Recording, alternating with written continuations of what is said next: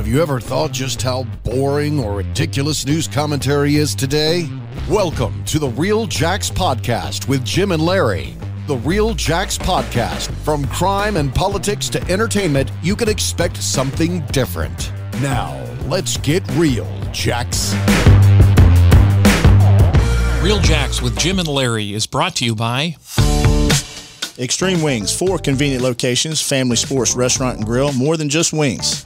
Tremendous Barbecue, open since 2007, 8927 Hurlong Road, open 11 to 8, Tuesday through Saturday, and Sunday 11 to 3. Full barbecue menu, everything homemade, they cater anything, and they love first responders. Advanced Window Tent, 5024 Sunbeam Road, over 26 years experience. 3M Platinum Dealer, highest level of 3M dealer around. They tent vehicles, homes, and businesses. Secure One Protection Services, #1 choice for protection since 1986. 356-1111. D-Way Towing, 100 South Jackson Avenue. Phone number is 904-356-3929. They take care of all your towing needs. See our friend Doug Dixon. Wild West Guns and Gold, family owned and operated for over 30 years. Stop in and visit them and their professional staff for all your hunting and shooting sports equipment. They have great customer service with competitive prices. Remember, Wild West Guns and Gold, our friends at Wild West. Big Jabron, he's a good friend and great business owner and looks out for folks on the west side. They're on Lane Avenue. Go see him. Norman Brewer for Jacksonville District 11 City Council. We need fighters that will truly represent us on the city council. Norman Brewer is that guy. He's a constitutional conservative, former law enforcement officer, successful businessman. Norm will call it like he sees it, and you will have no better advocate on the council.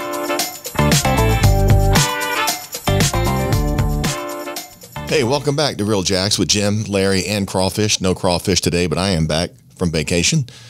I wasn't moving. I was on vacation. Okay. Yeah, if I say I'm moving, no, I told you I was moving. If I say I'm moving, that's code for I'm on vacation. I got you. All right. I should know these things, Jim. I should know these things. I'm clued in now. Moving is no vacation. Yeah. Hey, today's special guest is incumbent candidate for State House District 10, Chuck Brannan. Good to have you, Chuck. Thank you. Thank you for inviting me. Thank you for letting a guy from the country in Jacksonville today. Yeah, that's where we like it. Glad to be here.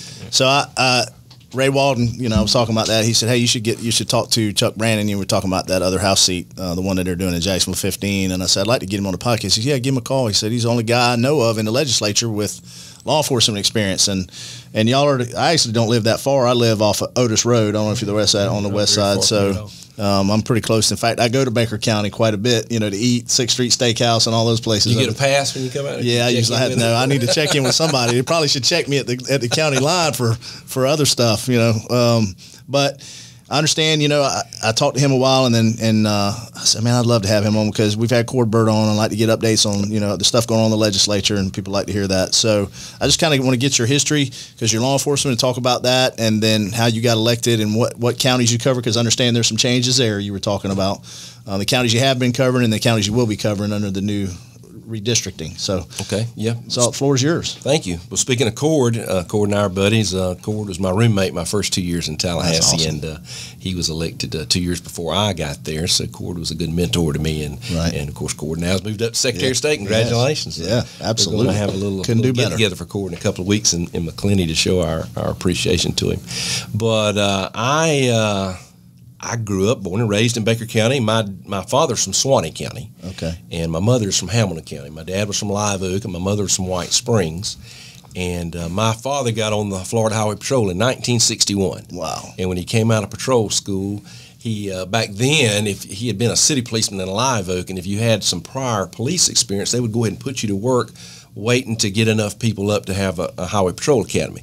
So he actually had spent, he tells a story, my dad's 86 years old now. God bless him. Born in 1936, and he told the story that he spent the first 3 months in Marathon in the Florida Keys, and of course being from Live Oak, he just hated it. So when he came out of patrol school, he caught the colonel, which was the original colonel of the Florida Highway Patrol, Neil Kirkman, who the Florida Department of Highway Safety Motor Vehicles building, Neil Kirkman, named after, and said, I know you don't know who I am, but I'm from Live Oak, and please don't send me back to the Keys. So the next day he got his orders to come to McClenny. So I was born there. My brother and sister, we were born and raised there. But it really worked out good for me when after I retired from my own law enforcement career, and I'll tell you about that in just a second, that my district that I ran for was Baker County, McClenny, Columbia County, Lake City, Hamilton County, Jasper and White Springs, Suwanee, which is Live Oak and Brantford, and I get a little bit of northwestern Alachua County around the city of High Springs. Okay. So my dad was from Suwanee County, so had relatives over there. My mom was from Hamilton, and I was born and raised in Baker County. So that's all home for you. It worked good for me, but grew up there. My dad, besides he didn't stay on the patrol forever, left when I was about 10 or 12 years old and went to work for a road building company here in Jacksonville as a safety and security director. But we also had a farm, so I grew up on a farm. We were in the poultry business. We had chickens, 25,000 layers. So we picked up eggs, and nothing was automated about the chicken business back in the late 60s, early 70s when my dad had those houses. And I tell folks all the time that helped me in Tallahassee too, because we picked up eggs by hand and we shoveled chicken manure with pitchforks and shovels. And when I got to Tallahassee, the first thing I was shocked when I got there is the age of some of the legislators. Here I had a career in law enforcement and retired. And got there, and one of the younger legislators from Miami, who's a good friend of mine now, by the way, he asked me, he said, well, what qualifies you to be a legislator? And I had been around 2 or 3 days up there at that point, and I looked at him, I said, well, I grew up shoveling chicken manure with pitchforks and shovels, and it looks like there's a lot of chicken crap up here to be shoveled. I ought to fit right in. So that breaks the ice pretty well. I was taking it back a little bit, but we got to be buddies. But no, grew up on a farm and was lucky to go to community college in Lake City, and eventually got on the board of trustees at the college there in Lake City, and I spent about 20 years there. So that gave me a little foothold there in Columbia County, which is the largest county in my district. Eventually went down to the University of Florida, graduated with a degree in criminal justice. And upon graduation from college, I went to a career day one day and got hooked up and introduced them to some folks with the Marshal Service. So ended up going to work for the U.S. Marshal Service and spent 3 years here in Jacksonville. I guess the highlight of that was in those days, that was the big Carlos Later trial, the first Colombian drug kingpin that ever remember that. Yeah. Yeah. So got to do that, but I was young, and you know how it is, full of energy and not the Marshal Service, but I was not on the fugitive task force. I was spending my time babysitting prisoners in court and picking up the federal judge in the morning for the Later trial. Decided I wanted to do what I called some real police work, so was still living in McClenny at the time, so went to work for the sheriff's office. Okay. Spent the next 27 years there. Started in patrol, sergeant, lieutenant, major, wound up being chief of investigations. And, very nice. So somebody introduced me the other night. I spoke at the police memorial in Lake City, and they introduced me as the legislator. And I said, well, that's what I do, but that's probably not what I am. What I am is a son of a trooper and a policeman, and it really you know what I mean, being a policeman. Also, it colors your view of the world. It does. You look at things different, and I think it gives me a unique perspective in the legislature. Yeah, good. And you're the only one in the legislature with law enforcement background. That is hard to believe. How many legislators are there? There's 120 members in the House and 40 in the Senate, so 160. Yeah. And only one from a law enforcement background. That needs to be more. There's one senator that does need to change. From New York, from down the state. And I think he actually worked in corrections. So only real. When it comes to crime issues, you know, that y'all are talking about, and creating laws for, you need to have a police officer, an experienced career police officer's perspective, to add, you know, some reality to what some of these people don't understand that are in there passing laws or voting against some of those laws. They should ask you every single one. Right. I was the prime co-sponsor this year of House Bill 3, which was the big law enforcement package this year. Along the prime sponsor was Representative Tom Leak out of Daytona, and then of course I was one of the ones selected last session. They kind of run together in my head now on House Bill 1, which is the big anti-rioting bill. Mm-hmm. You know, we were coming off the summer of 2020 with all those things, and but you know, some of the things we try. What I think as a policeman is common sense legislation makes people's heads explode sometimes. And of course, I'm a Republican. Tell you that, but I'm just shocked sometimes by some of the views and some of the pushback we get. Well, a lot of times they just don't get it until they've had the experience. That's why I tell people, go spend 2, 3, 4 nights in a police car riding with a police officer, and it'll change your perspective. Yeah, it will. It will. Just you know, go out there on a couple of busy nights and see some reality. It's against the law to do a lot of things, But all we were trying to do were enhanced penalties. We were saying you're not going to throw rocks at policemen in a riot situation. You're not going to burn a police car. You're not going to do all these things. Right. And we weren't trampling on anybody's civil rights. You still had a right to gather but behave. And if you haven't been peaceful protest, right? If you haven't peaceful assembly and protest. Exactly. If you haven't been a policeman in those situations, you don't understand because it can get pretty hairy pretty quick. And usually the odds are not very good. You're outnumbered 30-1, 40-1, 50-1. Circled. Maybe in the middle of a circle case scenario. Yeah. And I shake my head sometimes. My new favorite law that's being passed, since we're kind of on the subject of anti-rioting and things, is the protesting in front of someone's house is now unlawful, as it should be. Residential picketing. Is that how it's referred? The bill is called the residential picketing. Yeah, excellent. Long overdue. Gentleman sits right behind me, Randy Maggard from Pasco County, was the sponsor, and of course, Florida once again stays in the forefront. It's like we're one step ahead of these other states. Look what's happening with the Supreme Court justices, and of course they said that's against federal law to do. Some of it's not being enforced, but guess what? So here we are. Set the trend. We're past it in both houses. Governor signed it. You're not going to go in somebody's neighborhood and stand out front with a bullhorn and harass them. It's all right to protest downtown or whatever, but that's not just politicians. That's anybody. Who would want that? Agree. Yeah, if the shoe was on the other foot, they would. The people doing the protesting would, because they could end up being that person one day. They need to take it a step further, and take it to public places where people are dining. Like politicians, they've got a right to go out and dine, even though it's a public place, peacefully. They've been getting harassed a lot, standing around their tables screaming at them, creating a huge scene. Well, that's the kind of politicians. Some politicians, they get the right ones in there, and they probably wouldn't take that. But like I said, it's just amazing the pushback we get. And I won't call any names, but some of the pushback from some of these what I call common sense things that we've been discussing here have come from legislators right here in Jacksonville. And I don't call their names, but sometimes I think, what planet are you from? Do you ever ask them to give a reason for their pushback? Please explain why you don't think this is a good idea. And I will say that Tallahassee is not like Washington. There's not as much rancor and all as you see in Washington, and we do get along some, so we do have those discussions, but it seems to be gradually getting worse. We had the special session recently where, of course, we had one on insurance, but the one before about the congressional maps. And, of course, we're talking about the district, the old Corrine Brown district, which is now the Al Lawson district, which runs from Jacksonville to Gadsden County on the other side of Tallahassee. That district got changed. Obviously, lines got changed on that. Got gerrymandered, right. Of course, the governor's position, which I agreed with, was that I don't think gerrymandering is right for any reason, whether it be for political reasons or racial reasons or whatever. But there were two speakers left to speak on behalf of that bill that day. And I'll just tell this little story real quick because it's still stuck in my craw and aggravates me.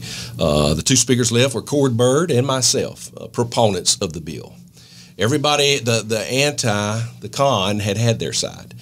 And the chamber just got taken over by some legislators. And one of them was from Jacksonville.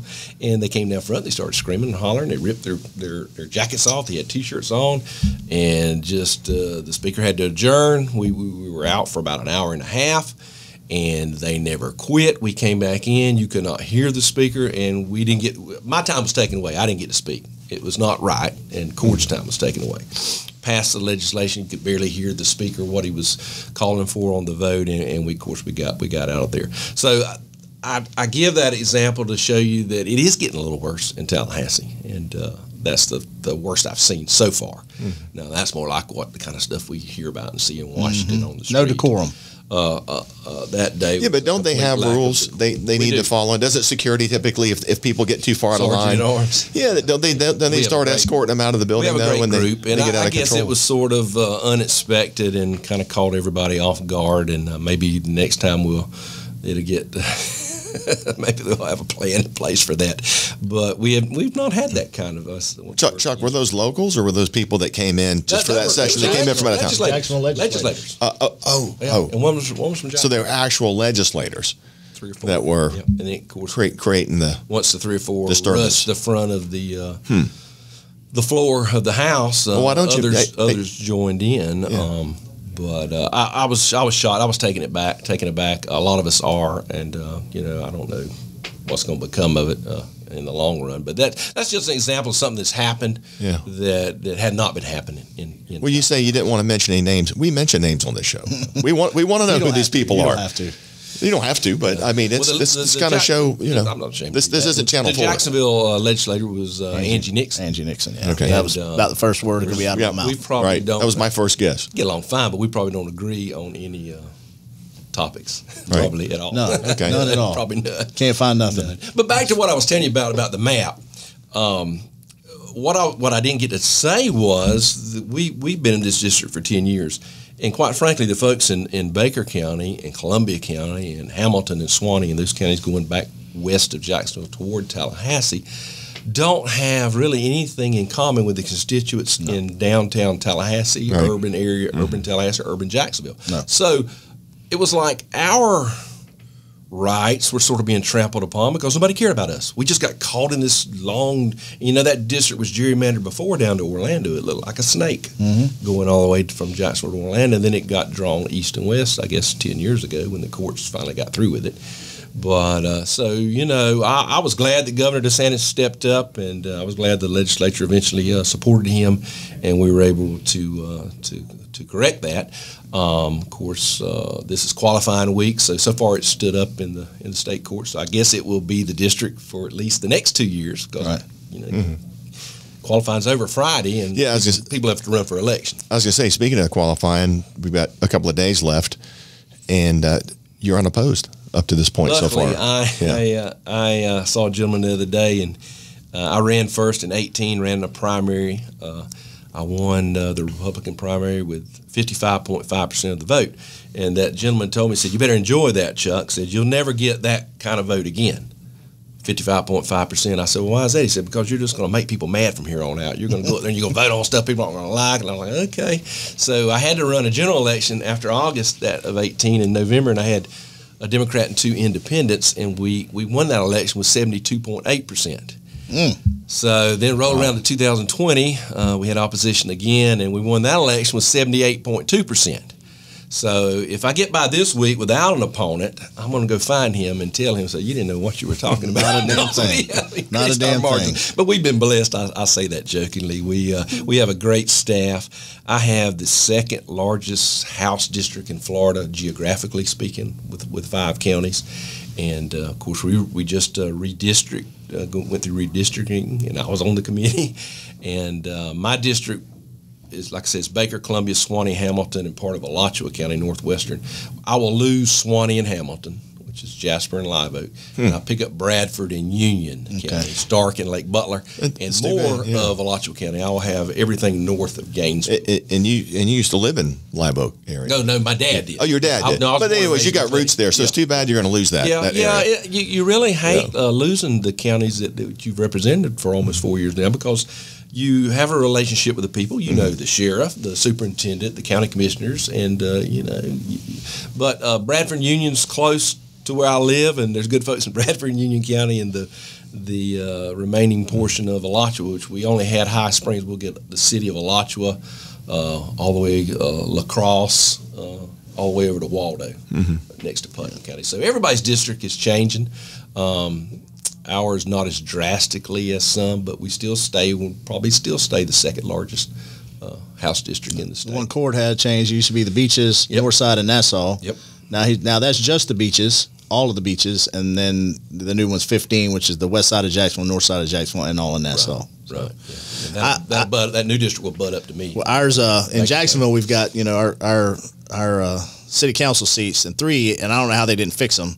I'm still not happy about that. In fact, I even talked to somebody about if there was attorneys available, because if you look at years ago when they redrew them, and Cindy Lacierda was the OGC for Jacksonville, told them they couldn't draw those districts like that. They gerrymandered 7, 8, 9 of the city council seats, and I'm in 8. So it's the urban core of Jacksonville, and it's like the urban core, and then a little thin strip out towards Commonwealth, and it opens up Marietta White House all the way out towards Baldwin. Toward me. Well, close to Baldwin. Then it's Randy White's that goes to 12, but. Yeah, there's no. I promise you, Jacoby Pittman's not been on Otis Road at any point. I doubt it because I've never seen a sign out there or anything. So that's kind of the same thing. I wish they do a little more with the districts and the council districts, at least in Jacksonville. The governor was really the driving force behind that, and I tell you, the folks in the rural counties that I represent, they appreciate it. Yeah. Yeah, he's done a good job with those districts, and I'm sure the congressional seats have been tough, but I think the House seats they didn't have. They had a little pushback, but not as much. Yeah, as on the it's congressional all seats. got the Supreme Court in Florida checks off on that. That's already happened, so those are set. They're probably the smoothest. And of course, I was in the legislature 10 or 20 years ago, but probably said the smoothest redistricting session as far as House and state House and state rep districts that they've ever had. So you'll do, and this will be your third term Coming up. and then you'll have one more.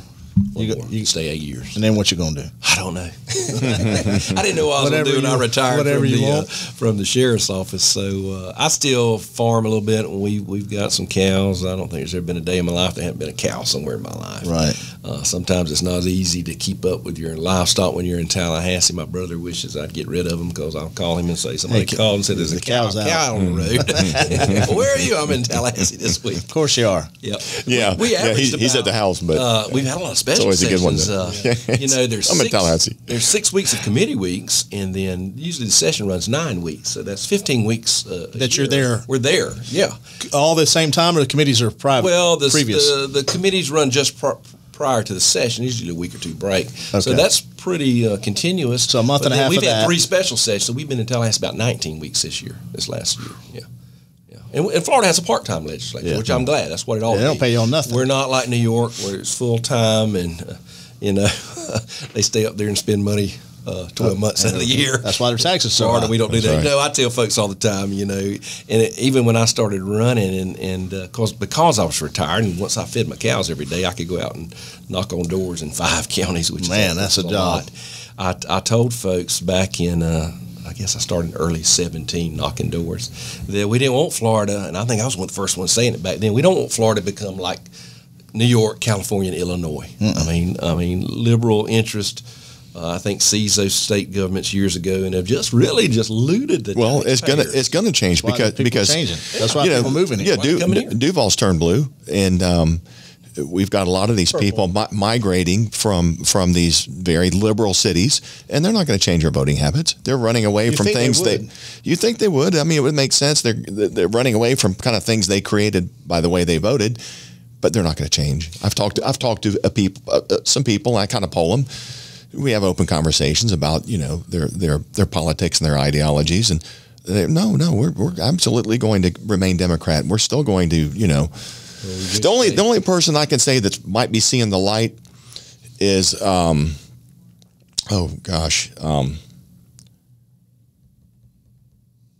get back to you on that. He does a program on HBO.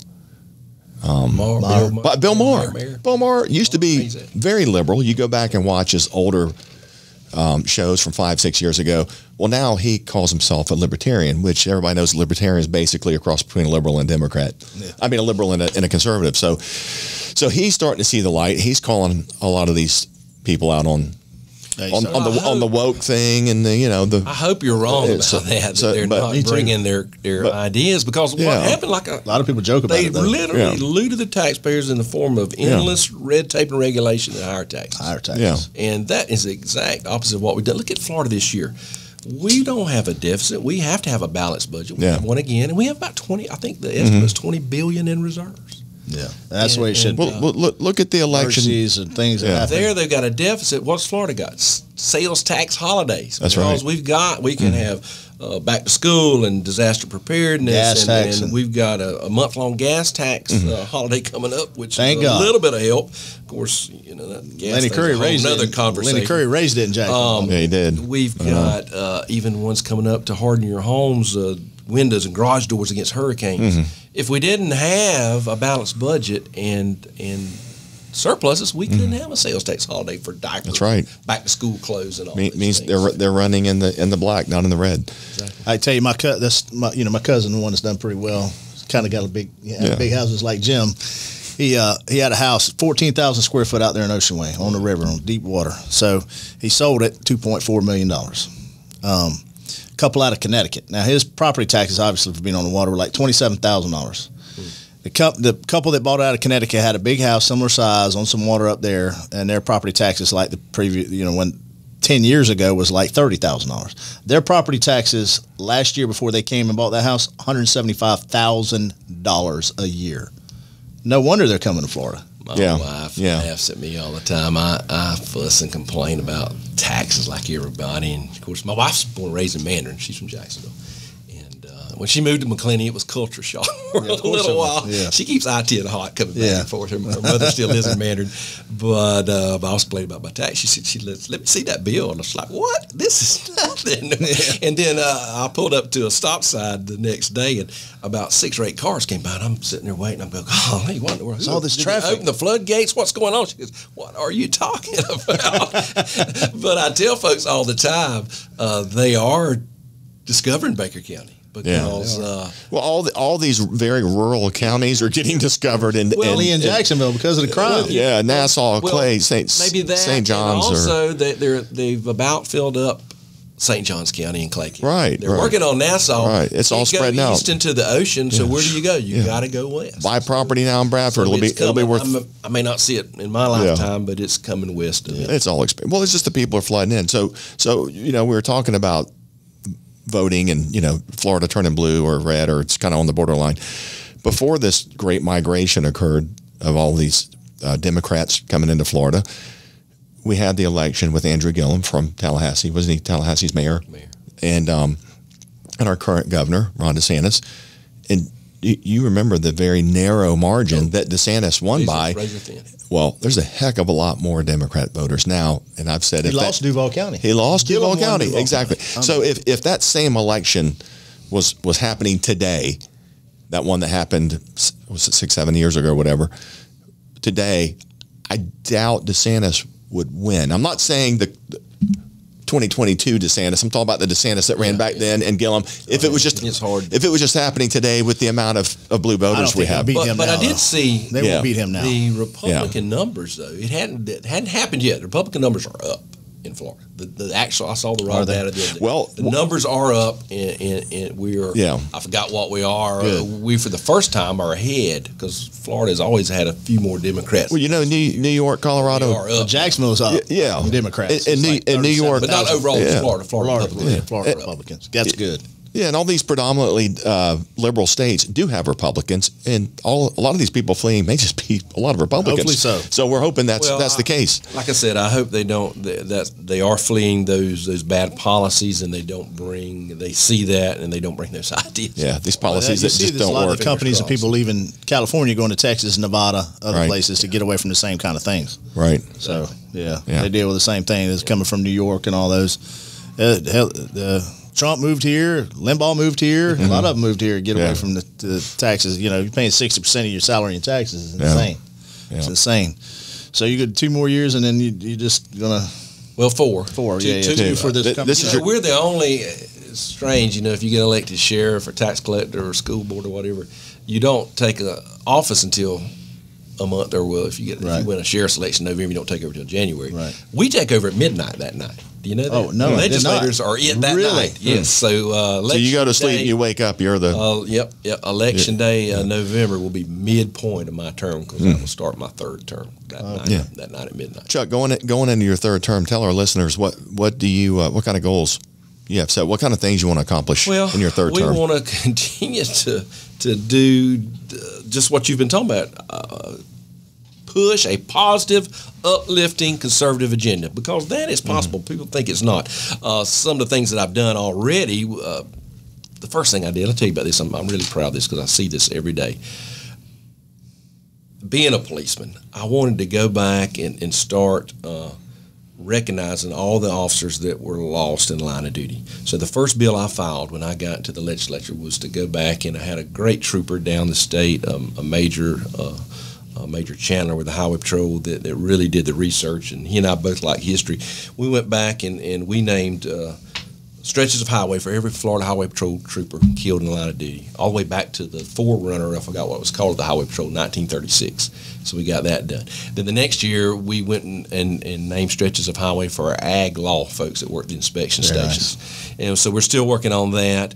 A lot of things I do, because now I am I'm fortunate to be chairman of criminal justice, or as you should be, or law enforcement related, and it does give me a unique lens to view things through. That is the busiest subcommittee in the House, and the legislature gets more bills filed in it than any of the others. We probably had 180, 200 bills this year filed, and passed about 50, and that's really not what most committees do. But what people don't realize is all the bad stuff we stop, because there is a lot of bad ideas out there, and sometimes people have good intentions, and as a policeman and having worked in the judicial system, and I'm on the Judiciary Committee also, I can sit them down and say, I understand what you're trying to accomplish here, but these are the ramifications. Yeah, that's a big deal. Yeah, a lot of sides. I was going to bring this up earlier. So one of the times you see laws or anything like that, there's no people. I can see them and going, you'll see them in the news and go, who thought through the consequences of this decision? And I'm not picking, but like simple things, and it's not a big deal, but the flashers, now you can have flashers on. That's not a huge deal, but sometimes people driving around when you can't see if they're turn signals, you can't tell they're turning because the flashers are on. You're like, you tell that sometimes somebody not in law enforcement was probably involved in some of these laws that come through, and hopefully y'all see those.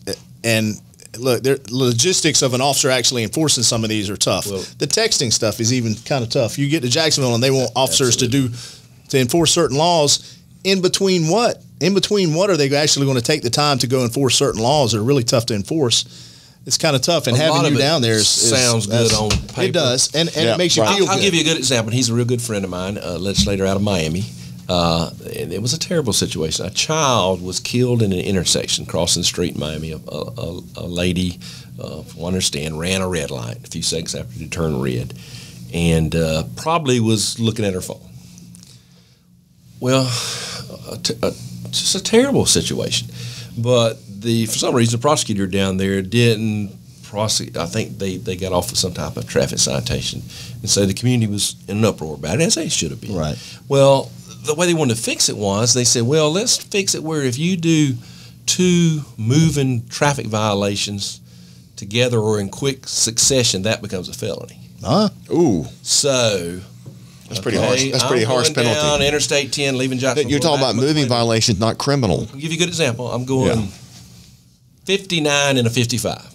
Technically, I'm speeding. Right. And I change lanes, and I don't see that car in the blind spot, and I bump them. Okay, I just made an improper lane change, and I'm speeding. That would be a felony in Florida. Unbelievable. They just didn't think it through. At the most, it's careless driving. First thing I did, I went over to and met with a highway patrol colonel, and he's like, "Oh my gosh." He was like me. He's a policeman. He said, we can't do that. But we really had some senators and legislators that just really pushed that thing, and I had to keep pushing back, and there were some hard feelings over it. And but it just wasn't going to work. Had good intentions, great. It was the right thing, probably as far as what trying to fix. But I think what happened, maybe you can't, and you've been a policeman, you know this. You can't fix prosecutors' decisions by making a blanket law all over the state. No. Prosecutors make, my wife's one for 15 years, so I can talk about them. Yeah. They make decisions as policemen we don't often agree with, and the public, but they have a hard job to them. I'm not knocking them, but you can't take one probably bad decision and say we're just going to change the law and blanket it and create all these bad ramifications. Right. So that was a perfect example this year. That's probably the biggest concern in Tallahassee or anywhere is making laws without one thinking through the consequences and ramifications or the logistics of being able to enforce that law. Just some of them are just terrible. Yeah, a lot of the constituents don't realize you're not there just to pass laws. You're there to stop some laws from getting passed that could really be disastrous. Dying committees and stuff like that. Coming from a farm background, growing up on a farm, I told you the committees I'm on. I'm chairman of criminal justice. I sit on the Judiciary Committee. I'm on ethics and elections. I'm on agricultural appropriations. I'm on agricultural policy, which also includes the environment and flooding. And I was on the redistricting committee. And during the special session last year, I chaired the gaming regulatory committee, which I knew nothing about gambling. I learned more than I ever wanted to know about gambling. That was back when we were dealing with the Seminole Compact and all of that, and trying to get things back in order there. but it's just it's good to have you to know. You know, I could be on education, and I probably wouldn't be the best person to be there because I know agriculture and I know law enforcement. So, and my wife's a prosecutor. So, after you've been there a couple of years, we kind of realize who kind of sort of has an expertise in those areas, and we kind of end up settling in those committees. And I think that's where you ought to be. Yeah. Any specific laws that's coming? Anything you think of that? You know, I haven't, and this is the crazy thing. This is our big gap. You know, the legislature meets different every other year. We meet in January this year. Next year we won't meet until March. Right. And that was put on a constitutional amendment voted by the voters. So we've got a lot. We won't go back in session until next March. So you got a longer break. And of course you got campaigns, and probably 90% of the folks will have to be involved in an election. So I guess that's taken into account also. So I've got some ideas. I haven't really settled on anything. One of the things I worked on the last 4 years, and we finally got some money laid aside, is if anybody's ever tried to buy a hearing aid, do you know how much a hearing aid costs? There's thousands of dollars. And insurance doesn't cover hearing aids. So we have tried for 4 years to get some insurance coverage for just children, pediatric hearing aids, under 21 or under 18, and really get a lot of pushback from the insurance companies. They just hate it. They work against us at every corner, and we just realized we were never going to get it done. So this year, thank goodness, with the Speaker of the House, Chris Sproul's help, who really took this to heart too, we were able to set aside some funding for pediatric hearing aids in Florida. Because, and you say, well, that's state money. Yeah, but thousands and thousands of dollars will be spent on a child who is hard of hearing through the educational process. And if you don't get sound at an early age, you're always at a disadvantage. You imagine being in class, you can't. And it impacts your speech. If you don't get sound at an early age, your language development's never. But we were able to do that. So that took 4 years to get that. So now we've got a fund there. And you know, and rich people can afford it. And the poor have crazy that Medicaid that covers it. And it was the working people. It was the everyday hardworking people who went to work and had insurance. And then most hard of hearing and deaf children are born to parents who have no hearing issues. So that happens, and you're shocked when you have a child like that, and then you find out, oh my gosh, my insurance won't cover. That's crazy. It took 4 years. And a hearing aid might cost $4,000. Middle class usually one screwed anyway. Getting caught in the middle. Middle class is absolutely. Anyway. So that was something that we really worked on. So that doesn't answer your question about what we're looking at, but it does tell you that sometimes you have to look long range, because you may file a bill 3 or 4 times before you ever get a committee hearing. So it may take years before it even gets to the committee hearing. Chuck, anything on the horizon, proposed or pending legislation that the firearms, the people should be concerned about, or on alert about, or aware that this is coming? That's going to be an issue. This is coming out in the future. Is being talked about, right? Yep. Right. I think here's what, and I got bashed a lot this year because I was over criminal justice, but big ticket bills, and what I mean by that is bills related to abortion, guns.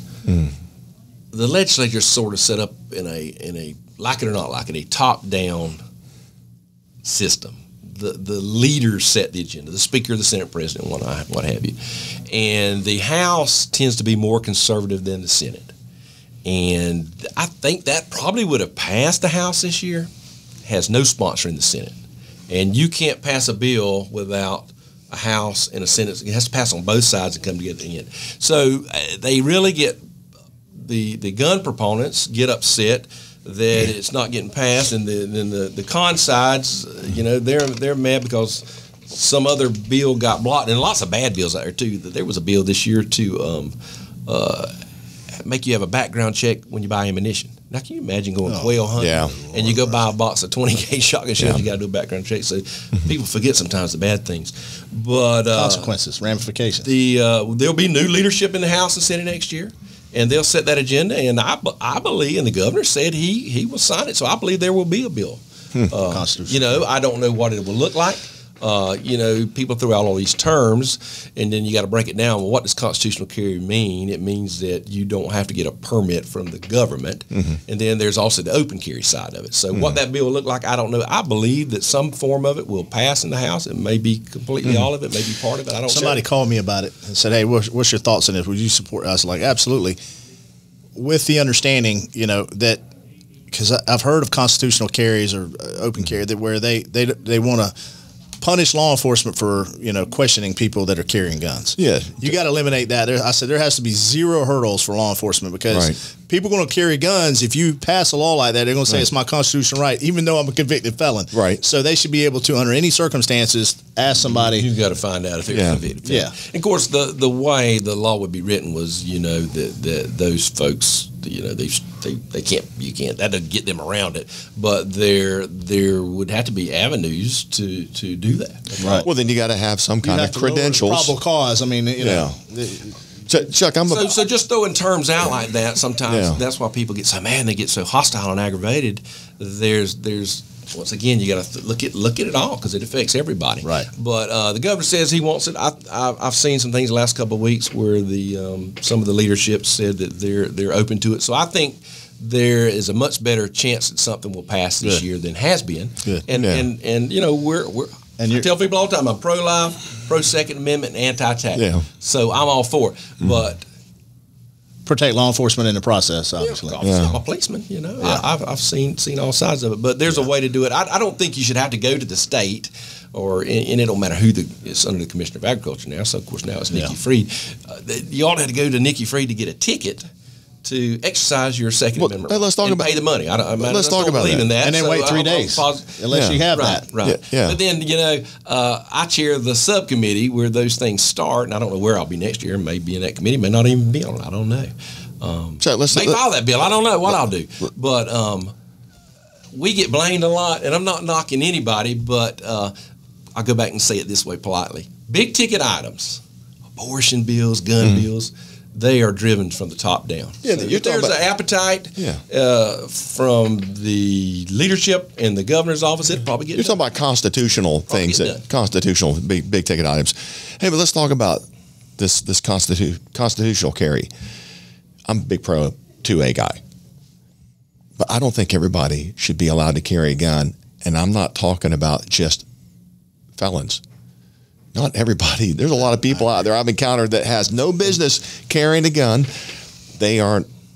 And you're talking about like mentally disturbed. Well, they may not. I know they appear to be functional. Not functional. They're not mentally stable. They haven't been deemed mentally unfit. But I'm a believer that you need to qualify in some means to confirm that you are mentally fit. I'm going to say mentally fit to carry a firearm. And as a gun proponent, I always go back to, we always say, and I'm people kill people. Right. So and we got to start weeding some of those people out. We all agree there are people in society that Clinty has a state mental hospital. Well, if you live in Baker County, everybody knows. People used to make fun of us. You're from the mental hospital. You grew up in Baker County. But obviously there are people on the grounds of that state mental hospital that would not be able to function in society, and obviously could not have a gun. So there is the big debate, and but not all crazy people are in that hospital, right? Yeah. There's where absolutely, and there's where the big debate lies. Is that how do you identify those people in a fair way? And one thing I think is not, and I was not in the legislature without discriminating when what they call them red flag laws came about. And so I didn't get to vote on all that. But what I don't like about red flag laws, as they currently are right now, I don't like a lot of things about them, but one is if you get your gun taken away from you under the red flag law, you get a hearing in a few days before a judge. But you got to go hire yourself a lawyer. There's no system for appointed. And this could all be based on a neighbor. Yeah, so once again, the rich versus the poor. Making a claim or something against somebody. Larry may have plenty of money. He can afford to hire a lawyer, and Chuck doesn't. Right. So there need to be some more provisions put in, even the way the law is now in that, to say, hey, you ought to be represented, just like in a criminal case. The difference is it's a civil case. Yeah. So they still need to hire an attorney. It's hard to make blanket statements about any of these things because they all have so many little tidbits that really, once again, what Larry said, well, ramifications, you got to look at all of it. And you got to sort it out. And it's not always black and white.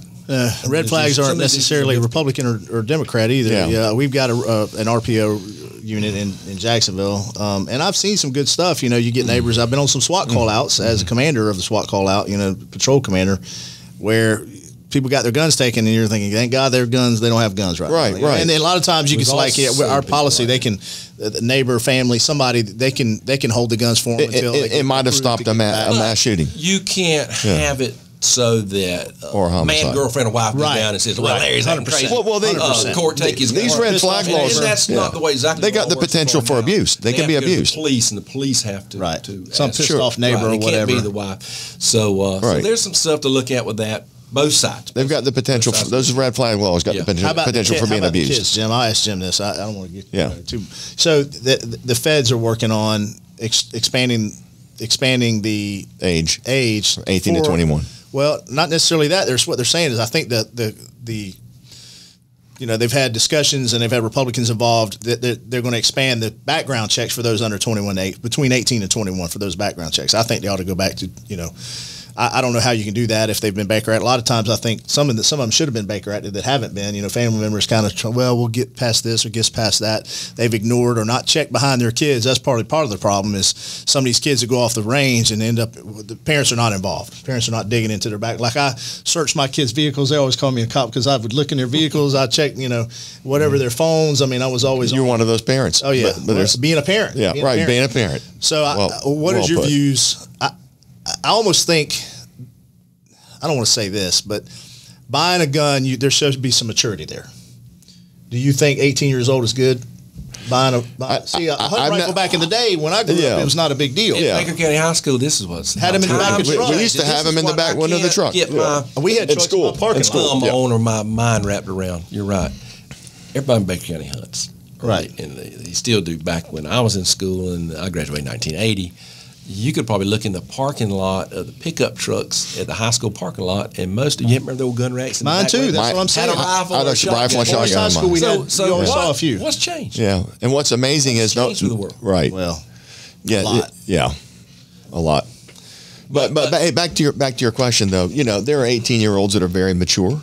And there's 18-year-olds that they were 5 years old. Right. And there's 21-year-olds that I wouldn't trust with anything. Right. You can go fight for your country. Yeah. You can do all these things.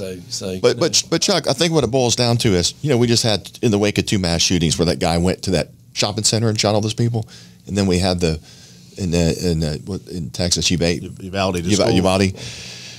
No sane person would do that.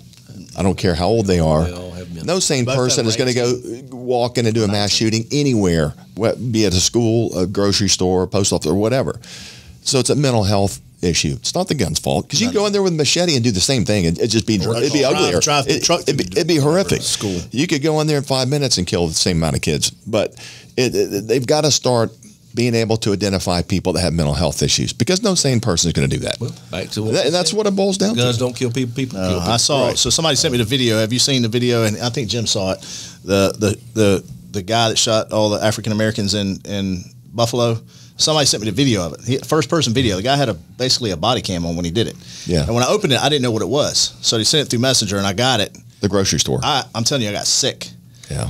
Because I said, what is this kid? Who is this person driving around, and what is he talking about? Because it didn't make a lot of sense. And he pulls up in front of that grocery store in Buffalo, and then you see him reach to the passenger side because he kind of turns, and you see the rifle, and then all of a sudden, he comes out, and there's a black person out front, just bam, bam, and he's just walking through. Yeah.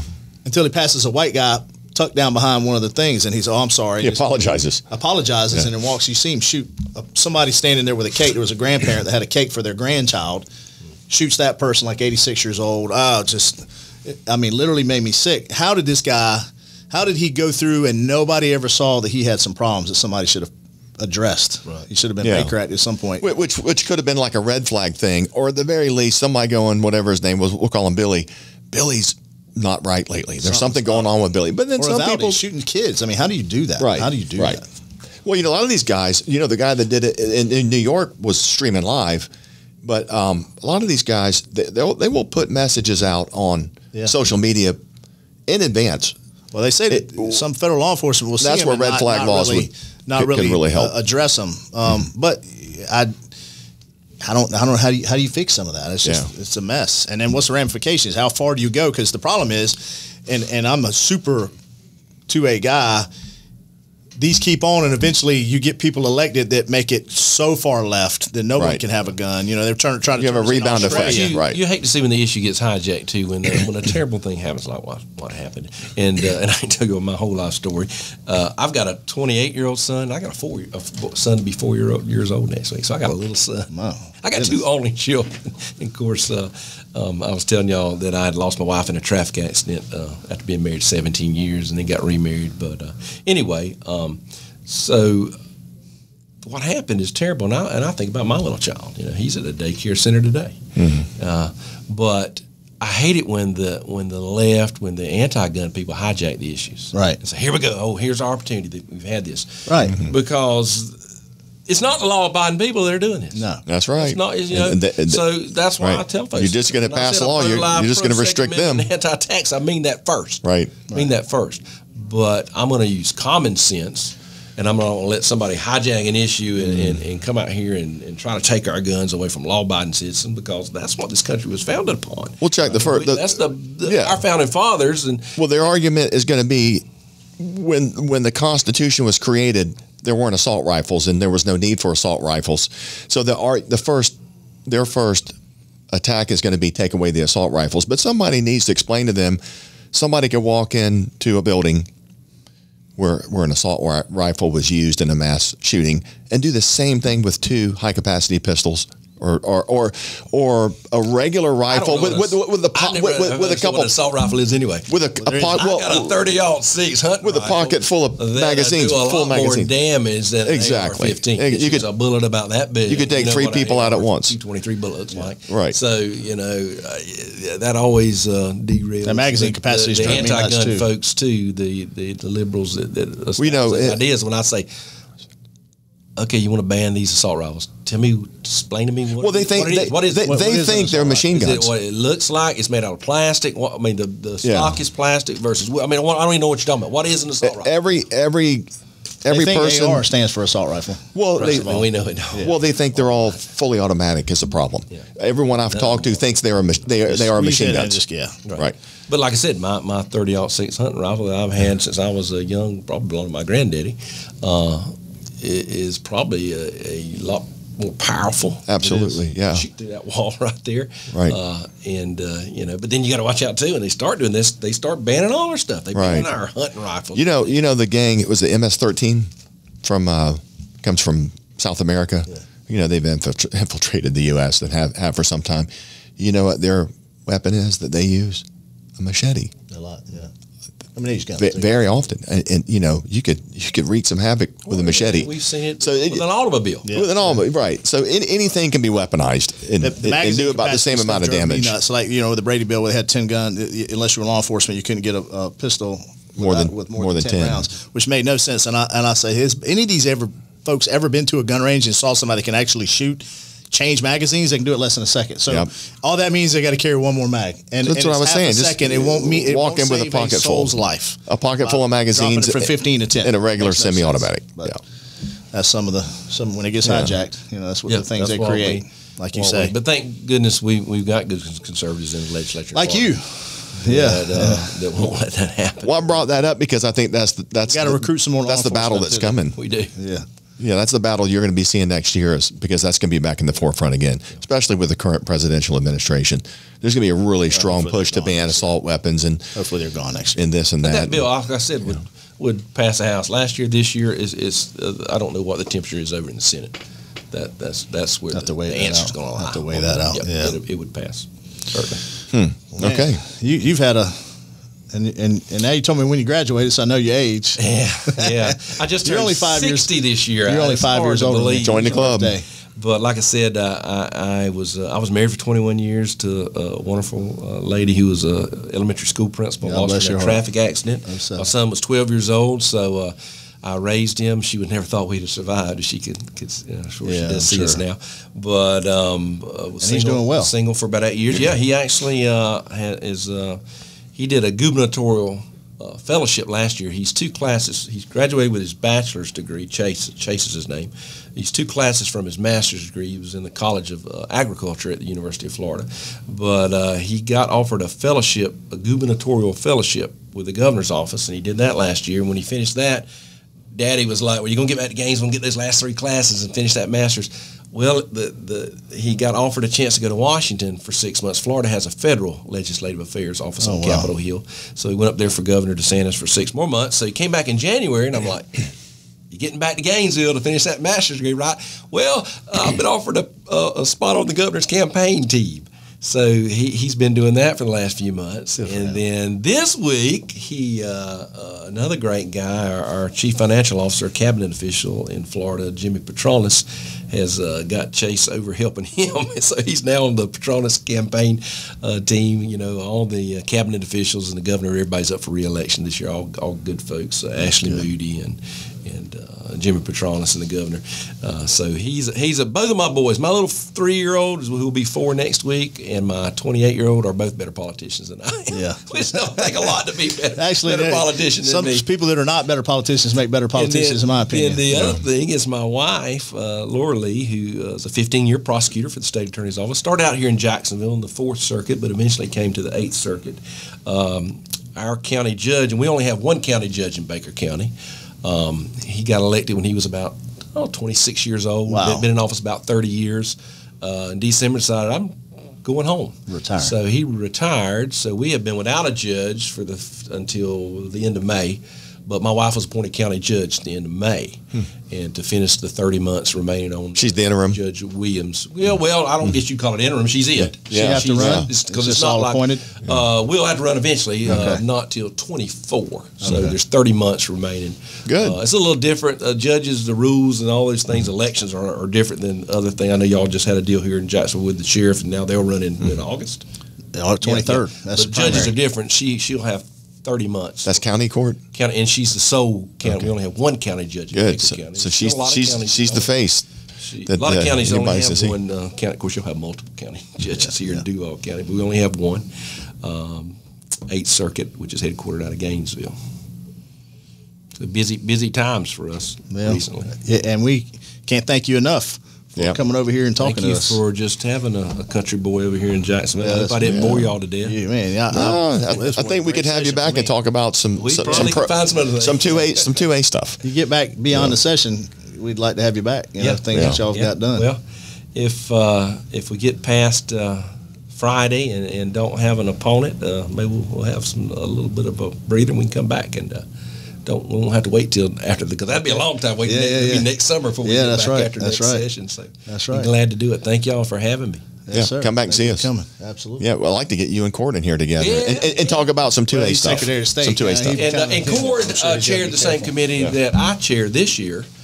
He was over criminal justice, and he took a lot of heat last year about some of the bills. But we both, you won't find any too strong Second Amendment. No, he's a gun attorney. House. He's a gun attorney. Yeah. And of course, a policeman wears a gun every day of their life. So a gun's about like those cows I talked about. It's never been far away in my life. So we'll keep fighting for that, and I think look on the horizon for some changes with that. That's probably coming here. HR 218, you get to do that. You get to carry your gun. Do they let you carry yours in the Capitol?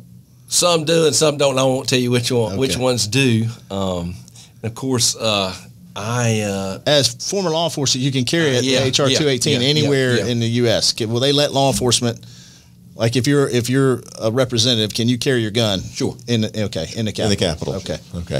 In the federal. Okay. That's state Capitol. Yeah. Okay. That's good. Yeah. Okay. All right. I'm out. Incumbent candidate, State House District 10, Chuck Brannan. Outstanding. Thank you. Appreciate you being here. Thank you all. All right, come back and see us. And Larry, thank you for your service. Yes, sir. Thank you for your service. Absolutely. Hey, that's a wrap for Real Jacks with Jim, Larry, and Crawfish.